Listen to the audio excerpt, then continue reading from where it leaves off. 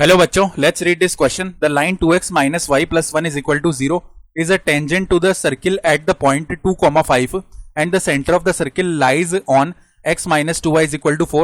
Then the radius of the circle is. तो यहाँ पे हमें रेडियस ऑफ द सर्किल बतानी है. स्टार्ट कर लेते हैं की कॉन्सेप्ट से. तो देखो की कॉन्सेप्ट क्या हो जाएगा. Equation of line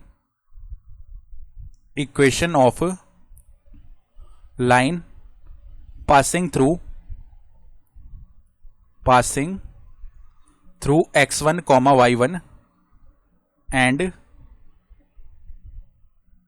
having slope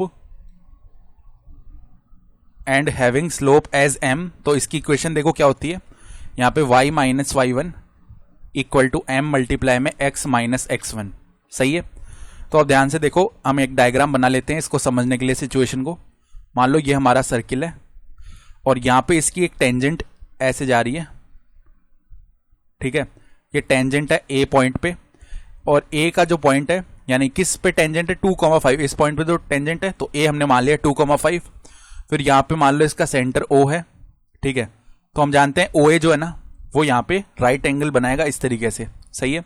फिर उसके बाद जो सेंटर है वो किस लाइन पे लाई कर रहा है, वो लाइन है x minus 2y is equal to 4. तो मान लो ये इस तरीके से जा रही होगी line x minus 2y is equal to 4 या फिर x minus 2y is equal to 4. ये तो लिख लिया. और उसके बाद ये जो लाइन है जो टेंजेंट थी वो एकदम देखो शार्प एकदम ऐसे जाएगी स्ट्रेट. ठीक है, ये जो लाइन है वो है 2x minus y plus 1 is equal to 0.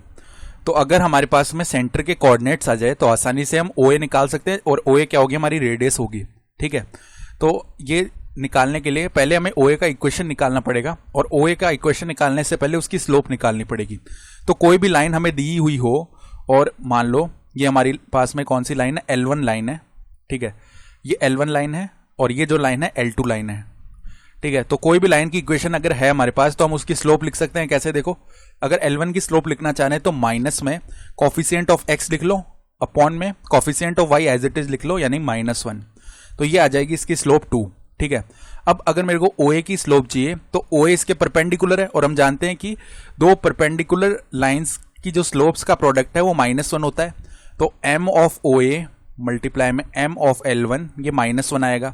तो इधर से अगर m ऑफ OA निकालेंगे तो वो क्या आ जाएगा, -1 अपॉन में m ऑफ L1 तो 2 है यानी -1/2 आ गया. तो अब अगर OA का इक्वेशन हम लिखना चाह रहे हैं तो वो देखो क्या आ जाएगा, y माइनस में इस पे लाई करने वाला पॉइंट है 2,5 तो इसका y coordinate 5 is equal to -1/2. x minus x coordinate है 2 तो ये क्या बन जाएगा देखो 2y माइनस में 10 is equal to -x plus 2. तो -x को उस तरफ लेके आए, x प्लस में 2y हो गया और माइनस का 12 इज इक्वल टू 0 है. अब क्या करते हैं हम OA की इक्वेशन को और L1 की इक्वेशन को सॉल्व कर लेते हैं. सॉरी, OA की इक्वेशन को और L2 की इक्वेशन को, नॉट L1 की इक्वेशन, क्योंकि हमें O चाहिए ना. तो OA और जो L2 है उनका इंटरसेक्शन पॉइंट ही तो हमारा सेंटर हो जाएगा ना. तो यहाँ से x माइनस 2y का वैल्यू 4 है तो इधर से x निकाल लेते हैं. तो x इज इक्वल टू आएगा 4 प्लस में 2y. ये x का वैल्यू उठाकर यहाँ पे रख देते हैं. तो 4 plus 2y plus 2y is equal to 12. तो यहाँ पे बनेगा 4y is equal to 12 minus 4 यानी कि 8. तो y का वैल्यू तो आ गया 2. अब y अगर 2 है तो x यहाँ से निकाल ही सकते हैं. x is equal to 4 plus में 2 मल्टीप्लाई में 2 यानी कि 4. तो ये 8 आ गया. तो O के कोऑर्डिनेट्स 8 में 2 आ जाएंगे. तो 8, 2 आ गए. अब OA आसानी से निकाल सकते हैं हम डिस्टेंस फार्मूला से. तो x1 माइनस x2 का होल स्क्वायर, 8 माइनस 2 यानी कि 6 का स्क्वायर प्लस में y1 माइनस y2 का होल स्क्वायर. तो यहाँ पे देखो 2 माइनस 5 यानी -3 का स्क्वायर. ठीक है, तो यहाँ पे ये क्या बन जाएगा, स्क्वायर रूट ऑफ 36 प्लस में 9 जो कि होता है स्क्वायर रूट ऑफ 45. जिसको फर्दर हम कैसे लिख सकते हैं, इसको लिख सकते हैं हम 3√5. 3√5 हो गया. तो ऑप्शन डी यहाँ से सही आ रहा है. I hope you understood this explanation. Best of luck.